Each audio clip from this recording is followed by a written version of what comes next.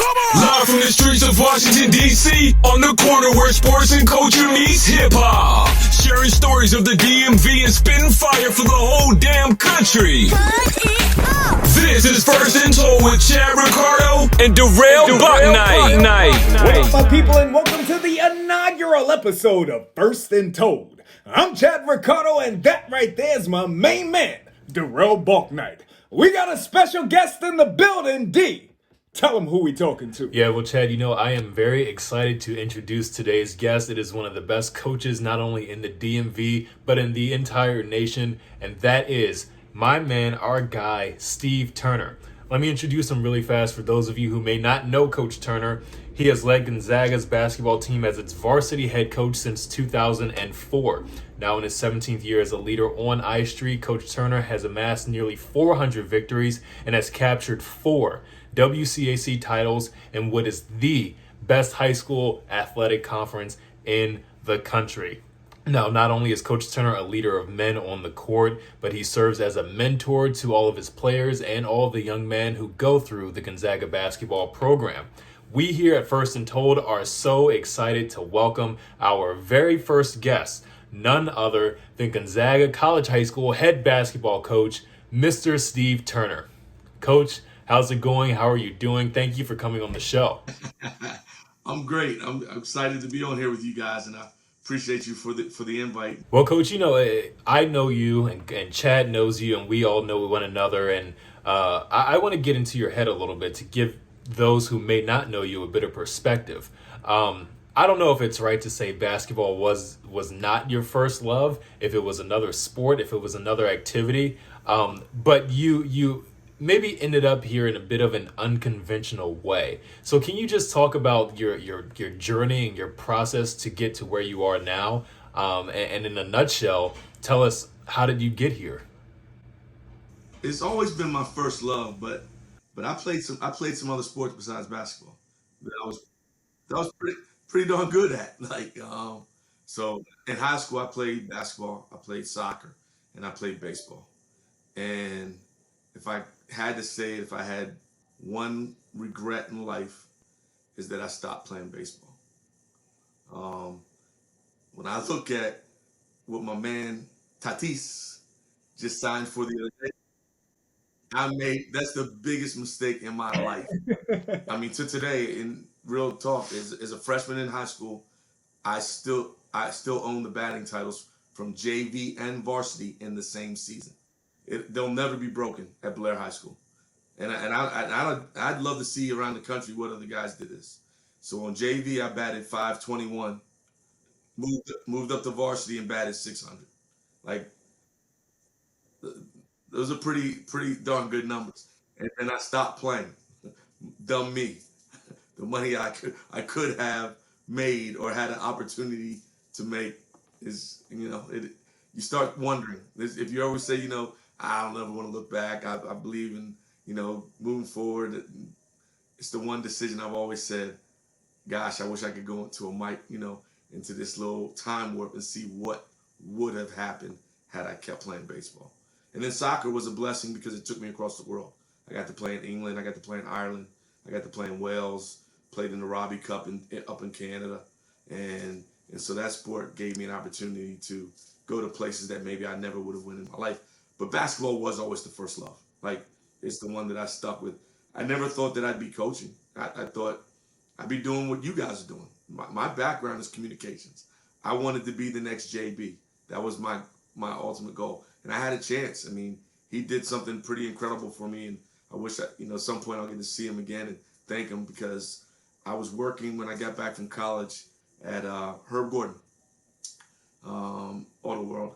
And he happened to be coming to pick up his Benz. And my best friend, Jay Forston, shout out to Jay, was like, man, go ask. Like, this is your shot. This is your one chance. And at first I was like, man, I'm not bothering this man. He's coming to get his car and get the hell out of here. And he was like, man, my boy was just like pressing me. Almost till he pushed me into him. So I walked over and I just said, hey, Mr. Brown, can I get a second of your time? And he was like, sure, what's up? I said, man, I'm a communications major, just out of college, no experience, don't know how I'm going to get into that world without getting experience, and I'm not being afforded that opportunity. what do? He handed me his card. He gave me his headhunter's name and number. Talked to me about getting some video and things together. But within 6 months, I ended up being a assistant coach at Pilates High School, and then the rest is history. But the opportunity and the connections that he put me in front of, or certainly an opportunity to be in front of, were unbelievable. Coach, I think the kind of the $1 million question through all of that is, why did you put the bat down? What caused you to make that decision? Uh, I'm embarrassed to say. Come on now, brother. Look, this first been told. Playing 3 sports, it's time consuming. That means I never had afternoons to just be free, hang out, do it. I guess at that point I would come back now and say the common folk were doing, the people who just went to go to school, get their books, and go home. Embarrassingly, girls, man. Yeah. I wanted the spring to go run around and chase girls. Bro, I mean, I was still playing club sports, like with my soccer team, and I was always on 2 or 3 basketball teams at a time. It was just that I was pretty damn good at it, but it was boring. Baseball was boring to me. Like, as good as I was as a player, it wasn't the one that grabbed my attention in the way that now I wish it would have. And Coach, thank you for that answer. I appreciate it. And I've got to ask you this because I'm sure I'm wondering, and if I'm wondering, so many other people may be wondering the same thing. You've built such a powerhouse program, one that's not only prevalent in the DMV, but one that is well known around the country.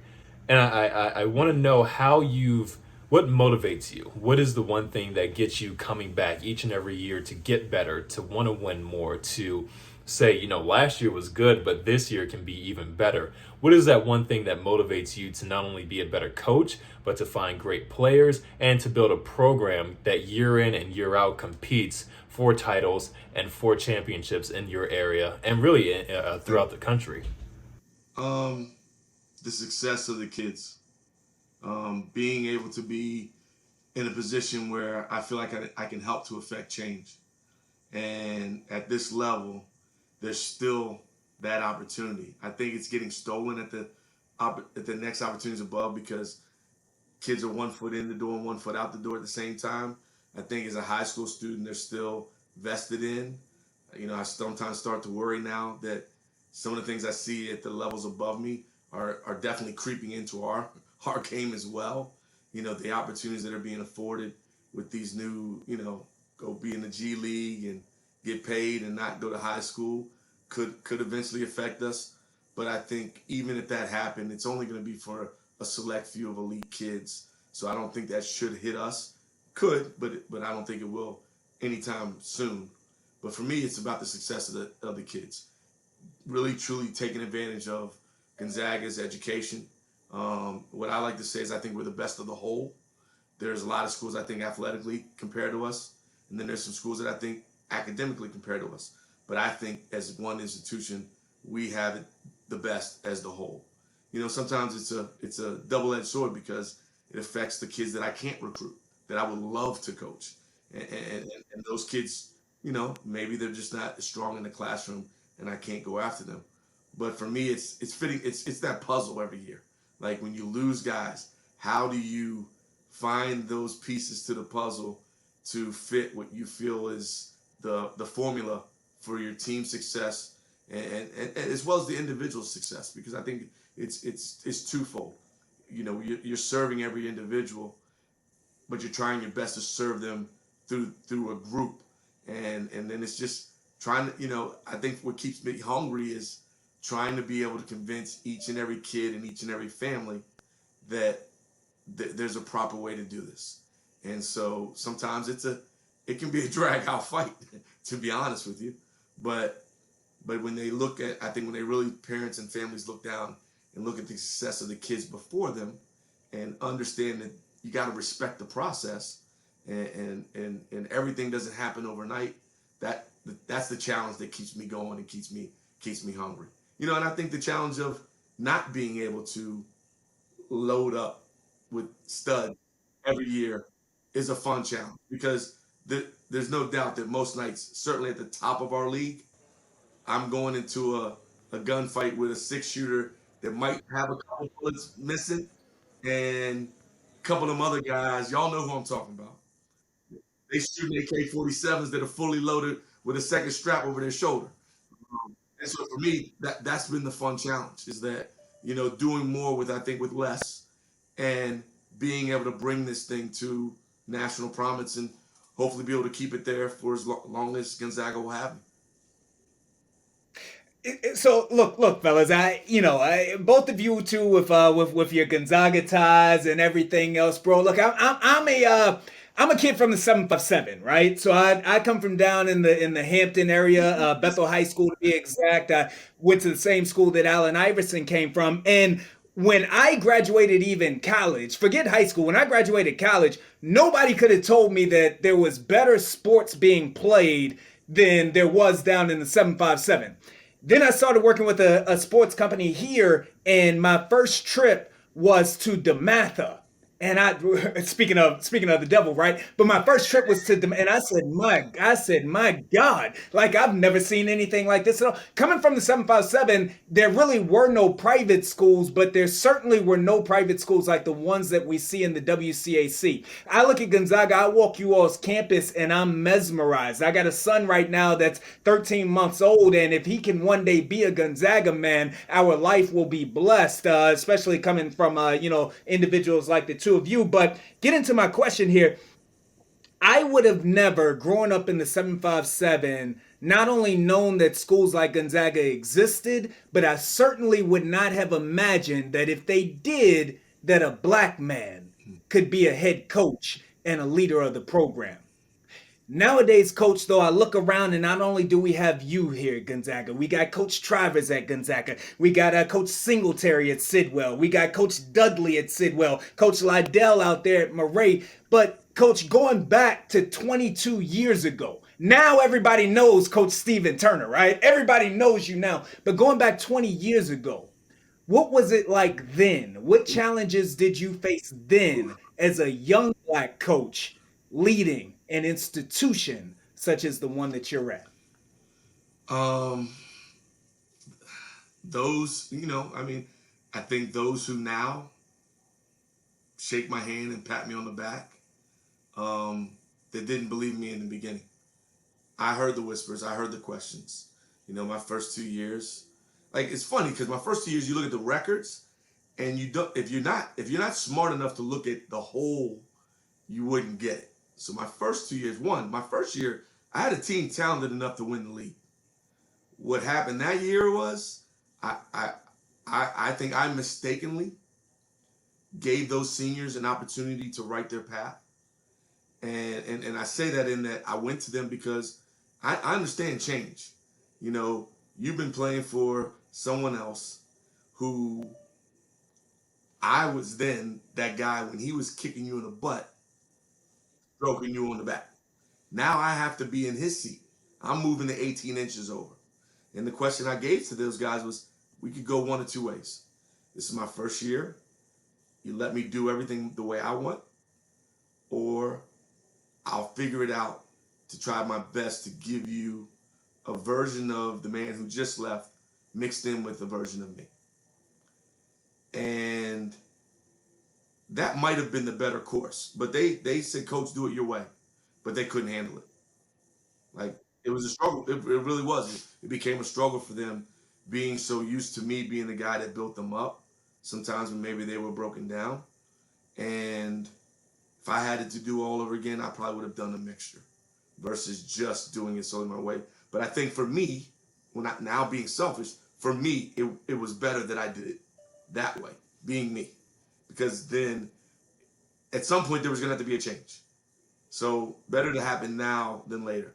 And that team, I thought, probably underachieved.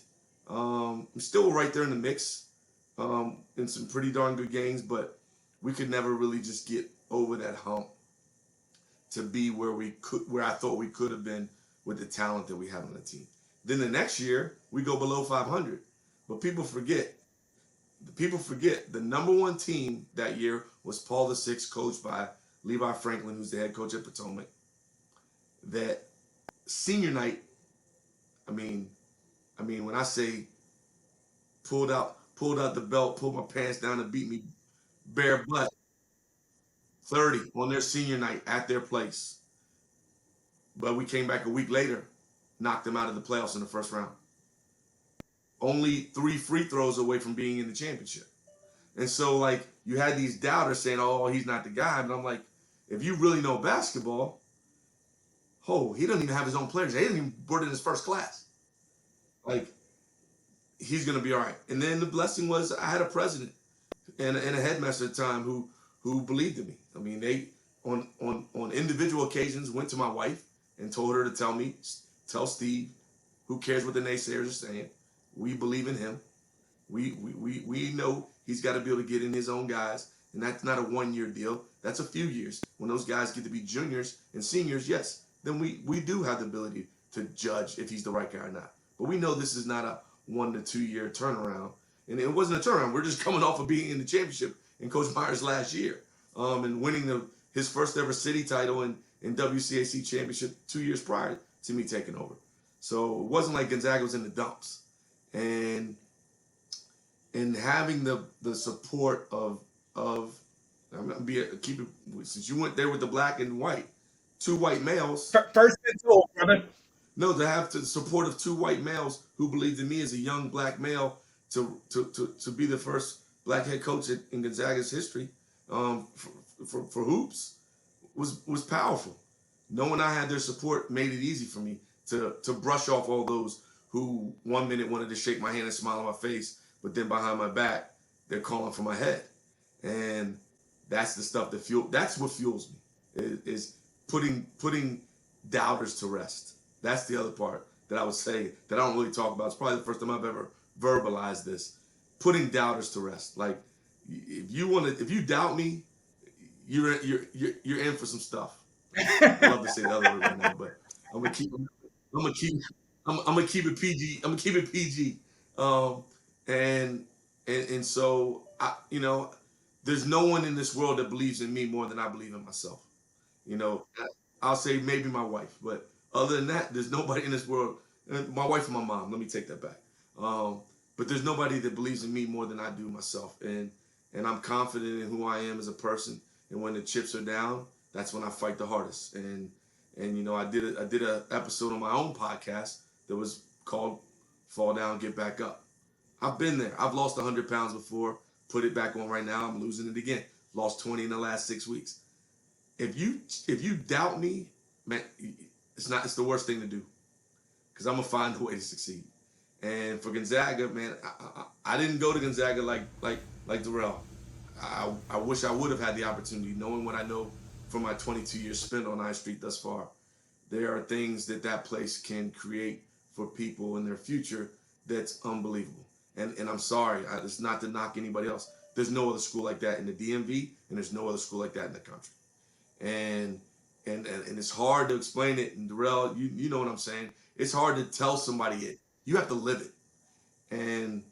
And for me, I just want to keep helping kids succeed. If it was all about the other things, I'd have been gone. I've had opportunities to go to the next level, chase the money, do all those things, but being able to help young men of all creeds, colors, religions, it's my God's calling. So that's what I do. During those first 2 years, Coach, and we'll touch on the point that you're making right now in just a second. This actually is an opportunity as well. But during those first 2 years, when it was a struggle, and when you did have those those whispers behind your back, did you ever think then about walking away and going to another school in the? Oh no, nah. That's when the high school competitive edge came back out. I'm gonna prove you wrong, and I'm gonna win. And the support system I had, and there was people within our league, rivals, people don't understand, that stepped up. Paul DiStefano, St. John's, biggest rivalry in the country is Gonzaga and St. John's. Oldest rivalry in the country is Gonzaga and St. John's. To have a coach from the rival pick up the phone a couple nights just to say, keep doing it your way. They won't believe in you. Your time is coming. Trust your process. Trust who you are. Do it your way. And if you're going to go out, do it your way. Don't try to don't try to do it somebody else's way because that won't be the way to success. Mike Jones. Mike had to step in the same way that I did for a legend, and Coach Wooten, God rest his soul, and then for me stepping in the shoes of Dick Myers. Those two are two of the best coaches that ever coached in the country, not let alone in one same conference. And for both of us as black males stepping into the shoes of two white males in these institutions was tough. But to be able to have Mike reach out every now and then and say, "Hey, Steve, man, you're good. Keep doing it. You're gonna get this thing right the way you want it. Keep doing it your way." I know it's not easy because I stepped into the same shoes you're stepped into now. To be able to have a guy that on for 32 minutes we trying to bash each other's heads in, but to have that support, man, I tell everybody every chance I get, I thank Paul DeStefano and I thank Mike Jones because they weren't just rivals, they were friends. And even in the times where they want to beat me every time they play me, they were always saying, like, "Steve, you're gonna be fine. Just keep doing your thing," and that means a lot. So to answer that question, no, I never was gonna walk away. They were gonna have to fire me for me to walk away.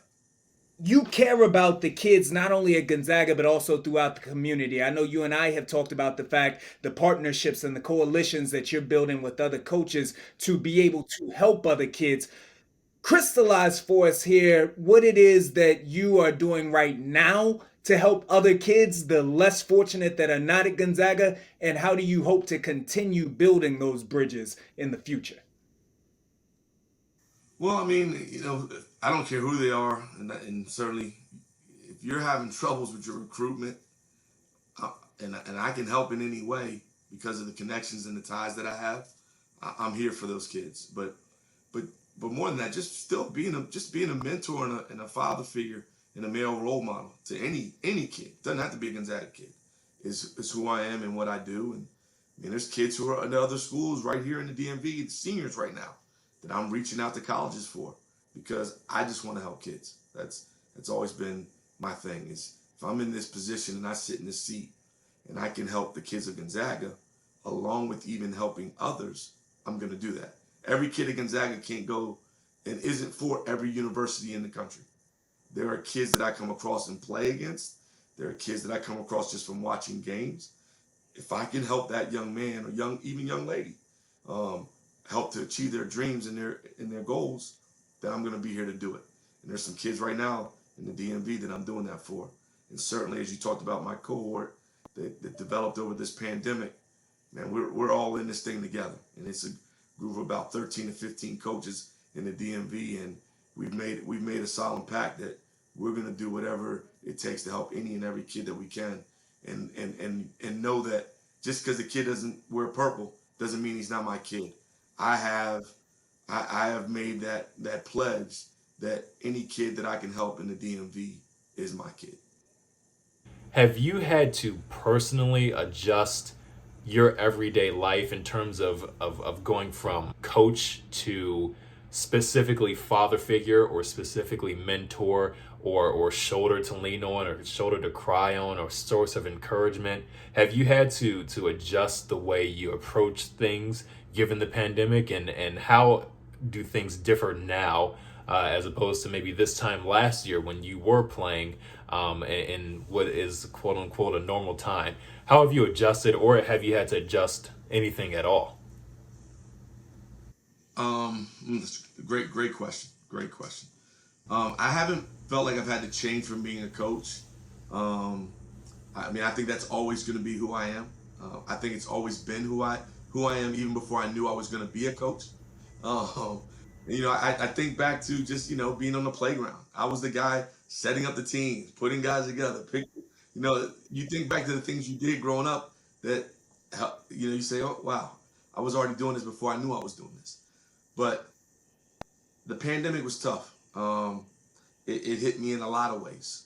You know, brought me to tears many a days. Um, I would never say that I was clinically depressed, but I was depressed. This wasn't easy. I mean, I counted the days to the day that I got to finally get in the gym with the kids this year. 330 days to not be able to do the thing that I've been doing for 24 years at the high school level, and to then say, wow, you stripped me of this. Who am I? What am I? What am I doing? I mean, those questions are being answered. Can't leave your house. Got a son who should be being recruited right now, locked up and all he can do is nothing because we ain't letting him go hang out with the friends. You get up on there in the Xbox, FaceTime, do whatever you got to do. That's how you gonna meet your friends right now. Now, I'll be honest. I have to say, thank God that he does have a girlfriend because that probably made the pandemic a little easier. Where our family and her family trusted each other enough to allow him to go there and her to come here. It kept them from being around all the groups because there were a lot of group activities because some parents were just saying, man, we're not doing this to our kid. And those people were getting COVID. But so thank God in those regards. But I definitely found myself I found myself becoming more open. Like I said, we developed a cohort of coaches. And there's a lot of information and a lot of personal things that came from our Zoom calls twice a week for hours. They weren't just like 1 hour meetings. I'm talking about get on at 9, might not be. Our wives was like, y'all cheating on us? What's the difference? 2 o'clock in the morning, you know? And Real, and I real, found yeah. myself developing new friendships that maybe never would have been forged had we not had this pandemic. And I got to find out a lot about some guys that I've always admired from afar, but never really got a chance to talk to them about them as a person, the tough things they go through.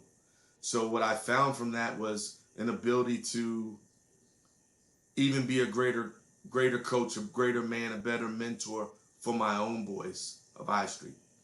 And as much as I hate this pandemic and what it's stripped and taken away, I also thank the pandemic a lot because of what it has also given to me. New friendships, a place that I can go to have some deep and truth conversations, mental health conversations with a group of other black men, because the whole court's pretty much all black coaches, who, they talk about us. We don't open up. We hold everything inside. Um, they need to come on the Zoom call because that ain't who we are, man. We're a lot different than they think we are. Um, and so I found myself reinventing myself to a certain degree. Still the same man I am, but I learned a lot of new things. Learned a lot of new ways to be able to be there for my guys in ways that I didn't think of. Thinking outside the box a little bit. Being able to hear some other guys who go through the same struggles I go through, and what are the ways that they deal with this issue. And we'd have topics. We'd come to the table, 2-question topics. Every coach would listen, get a 3-minute segment to answer the questions. And there was so much that we found out that we all had in common. And then we found out some things that, I wish I knew that when I was dealing with such and such back in 2011. I could have handled this a little differently. And so I would say the thing that I wouldn't say I changed, Derrell. I grew. I'm growing. And that's one thing I've always tried to say as a coach I want to be, is ever growing. When you get complacent, that's the downfall of every coach, is those guys who think they know it all, think they got all the answers, because we don't. We're not. We're human. What they say, to be human is to err. We err a lot. Just as much as our kids turn the ball over, we err too. And so, for me, I'm human, and I'm always trying to learn, and I'm always trying to grow. And that's what the pandemic gave to me. As much as it stripped a lot away from me, it gave to me that, so that I can even pour more into the young men that I work with daily. And I do want to address this topic. It's one that I feel is important. It's one that is often overlooked and overshadowed in our communities. But it's one you've been very outspoken on, one that you've taken a lot of pride in addressing throughout the course of this pandemic. And that's the aspect and area of mental health. With student athletes not being able to play the sports they love nowadays, especially younger student athletes in 8th grade and high school and even going into college, they're stuck at home. They cannot go and work out in some instances with teammates. They can't see their friends, and in a lot of cases, a lot of kids are going and getting pulled into the streets, into the wrong thing with the wrong people and the wrong activities, and it's affecting them mentally in a way that maybe they wouldn't have been pulled into those streets a year ago. Maybe they could have gone out after school and gotten some more shots up or gotten some extra reps in the gym. And now they can't do that. And it's affecting them. You say it affects you personally. And if it affects you personally, it can only really, you can only imagine how it affects your other players.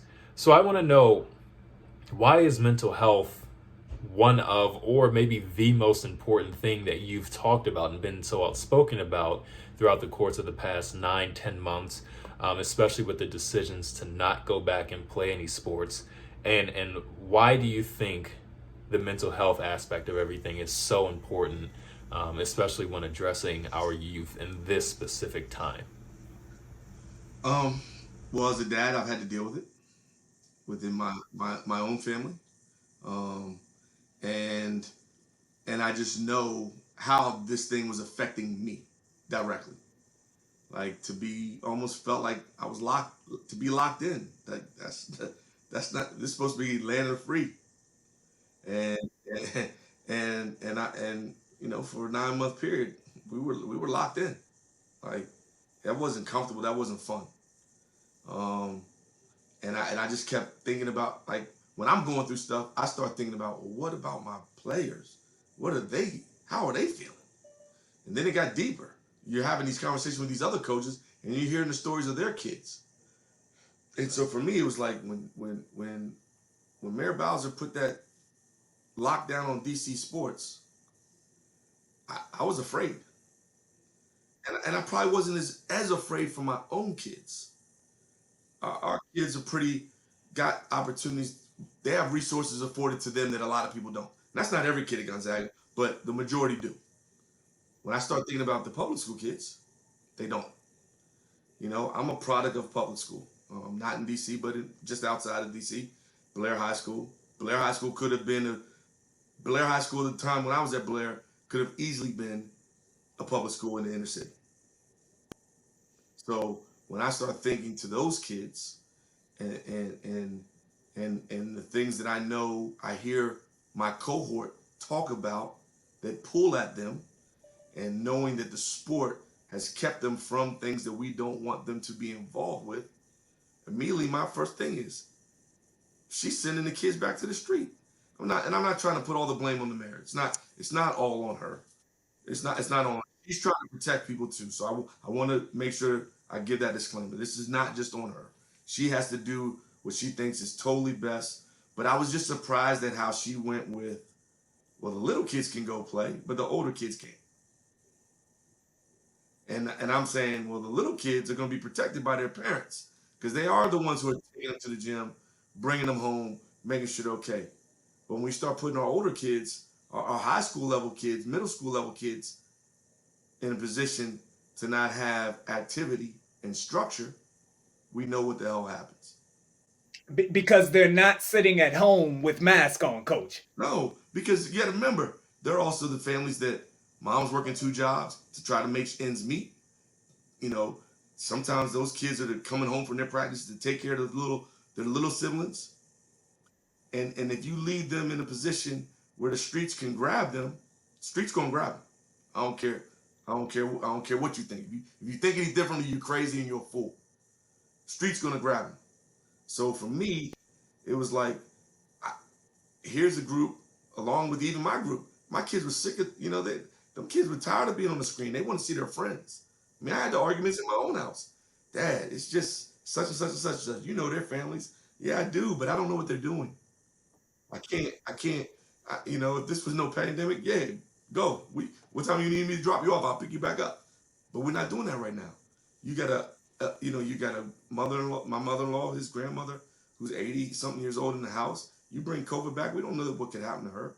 Like, so we have to do this the right way. But going back to why mental health was so strong for me is, I had to deal with it as a dad. I deal with it every day, to a certain degree, and and and I was just fearful of the kids who I know are going through it, and fearful that I don't want to see any more kids taken to the streets.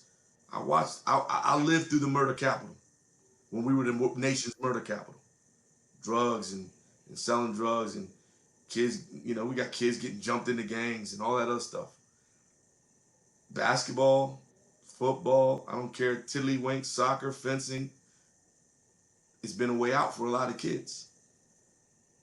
If we leave them idle, it's not, it's an appetite for destruction, and and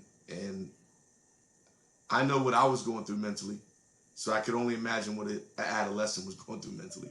And for me, it's important. I mean, it's something that I'm working on, some things on the side that I haven't put out there yet, but it's coming, because I want to be an ambassador for it. I want to find a way to be able to have this talked about more in the school systems, more nationally. So I guess I'm putting it out there now. There's some things coming that I want to be a part of, and mental health issues is going to be something that's on top of the plate. Truer words could not be spoken, Coach. I mean, that is the way that you and I linked up a couple of weeks ago. For anybody who has not read the story, outstanding story highlighting Coach and some of the things that he's doing and some of the struggles, the mental health struggles that the student athletes of DC are facing. Check that out at NBCSportsWashington.com. Coach, I do want to bring this back to the WCAC, to the conference for just a moment, as you are listening now to Coach Stephen Turner on First and Told. Derrell Bouknight, I'm Chad Ricardo. I've interviewed Coach Jones. I've interviewed Coach Farello. I've interviewed a couple of other coaches, and every coach tells me that no matter how hard you all compete against each other, that at the end of the day, the WCAC is a family. You all are a family, and you all are tied, and you are bonded together because you had that shared experience. If you all are truly a family, Coach, what I want to ask you is, over the span of your 22 years, what coach would you say has been the most like a brother, the most like a father, the most like an uncle to you? And what coach would you like, in a brotherly way, to strap the boxing gloves on and go out in the backyard for just a couple of moments before hugging it out after that? First and Told. Oh man, you put me on the spot. Hey, look, brother, we ain't I would cooking say no tiddlywink. we'll start with the father. There we go. The father figure is definitely Paul DiStefano, for who I had to go against. I mean, certainly the father figure for me would be Dick Myers, who I got to coach under. But in terms of the rivalry, that father figure would definitely be Paul DiStefano. The brother, Mike Jones. Who? Mike Jones. We do a lot of different things together, outside of school. Now me being involved with USA Basketball, which he's been a part of for a long time. We work different camps together, Nike. We're both under Nike sponsorship in our programs. Working the NBA Players Camp, Chris Paul's camp. So we've done a lot of different things that are non-WCAC related together, and I think it's forged a really good friendship. In terms of, and then like I said, he was a guy that I was able to lean on early in my career because he went through some of the same things, and for him to be able to put his hand out and reach out to me, knowing the rivalry of our two schools, definitely the brother. What was the other question? Coach, you know what it is. We're gonna take another brother, strap on some boxing gloves, and just go outside for a couple of like true brothers do, brother. Who would that be? That intense rivalry. Now let me tell you, I do have love for this guy because I actually helped coach him when he was younger. He played for my stepdad back then, Rob Jackson, with the Silver Spring DC Blue Devils, and we have had some knockdown, drag out arguments in games that probably have been ugly to others. That would definitely have to be Pat Behan of St. John's. Yeah, Pat. I would say Pat. It's Pat or Joe Wooten. It's one of the two. Pat or Joe, it would be one of those two. I had to take the little brother in the back, put the gloves on, and show him who I am. And then hug it out after that. That's what We hug it out. hug We'll it out. hug it out after, but it would have to be those two. I want to hit right here. Now, of course, again, as we began this, you are, look, I don't care what you say, you're a legend to us. Derrell and I, we thank you for stopping through. We've wanted to interview you for quite some time now because you are a man who has this type of effect, not only on the court, but also in the lives of human beings. So I'll say that. But you've got Gonzaga, obviously, as a head coach. You've got your two boys that mean the world to you as well. But I want to speak to the beginning of all of this. I had one of my other mentors tell me before I got married that a woman can either take a man to the highest of highs or she can drag him down to the lowest of lows. You've spoken to me before about the importance of your wife. Talk to us about who your wife has been and what effect that her love and support has had on your life through the years. We were best friends before we were lovers. And it's funny because we've known each other since middle school, and we're a year apart. I'm a year older than her, and through high school, never dated, always dated each other's friends. Um, um, and I think the attraction was always there, but we never ever crossed that. It just never crossed that line. I mean, most people thought we were brother and sister because of how tight we were. Like we were always together. Um, and but to be able to come full circle, come out of some tough relationships in college, and be able to reconnect with your soulmate has been for me. Uh, I don't even know how to put it into words, but unbelievable. There's nothing like, and I'll tell any man who's looking to court or fall in love with, being able to be in love with your best friend. Like there, you can't put a price tag on it. It's just something that's special that I don't even know how to really put it into words. But what she's meant to me is a rock, a person who has supported me, pushed me to be the best version of me that I can be. Um, I'm blessed. Like I'm blessed beyond years. And to know that when the chips are down, that person's always gonna look to you one way and never judge you. It's special. You know, she allowed me to chase dreams that I didn't think I could chase. She pushed me toward those dreams. My thing when we first got together was I need to make money. I need to, as a man, I want to be able to take care of my queen, and I don't want her to have to work. And for her to stand strong as an attorney at that time, she was the breadwinner. Like it was something I struggled with, to be honest with you, as a man. She's making more money than me, and she can do some things, put things on the table that I can't. But she always told me, it's like it shouldn't be about the money. It should be about your happiness. And she allowed me at that time, when I was having my first child with another young female that I went to college with, and she supported me, and she was with me through it. And there were some tough times that we had to go through. Um, and her to always say, like, do what makes you happy.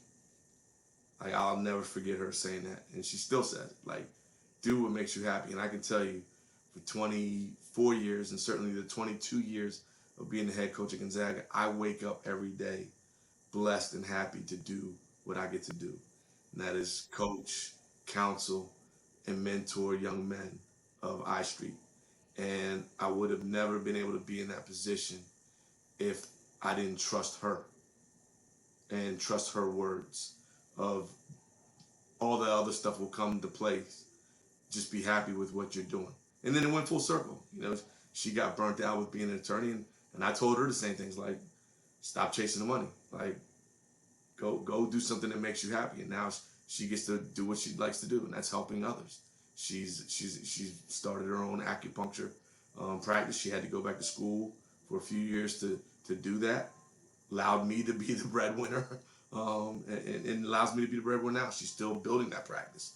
So it goes full circle. And I think anyone listening to this conversation, when you're dealing with a partnership, communication is certainly the big key, and being able to trust and believe each other and know that you're equals. There is no one that's above the other. When you're in this to death do you part, it's death do you part, and whoever's got to stand strong at a certain time, stand strong for the other, and you try to just be a rock for each other. So for her, man, I love her to death. I'm sure she'll get to hear this at some point. Babe, I love you and I appreciate you for all that you've ever done, and for the fact that you continue to push me to be the best version of me that I can be. And I hope that we can keep doing that till, as they say, death do us part. I just have to say hats off to her, and and I owe her a lot for where I am and what I've been able to do because of her willingness to allow me at times to somewhat be an absent father. Like it, our profession drags us in so many ways. I mean, I tell parents all the time is that your child gets more of my time than my own child, my own children, I should say. I leave. When Jared was in grade school, the blessing was I got to drive him to school. But most nights, I'm coming home and just being able to kiss him on the head when he's asleep in bed, because of the time that you put into this coaching, the time that you have to put into others' kids. And I'm always telling parents, like, I don't even get, my son doesn't get the same amount of time with me as yours does. So you just got to trust me and allow me to be the best I can be to help your kid achieve his goals and dreams. And so I've been blessed to be able to do that for this time on I Street because of her. Riding with you until the wheels fall off. We definitely appreciate her for being your support system, which allows for you to be a light to so many others. Man, appreciate you guys. Keep doing what y'all do and keep supporting this community because they need you.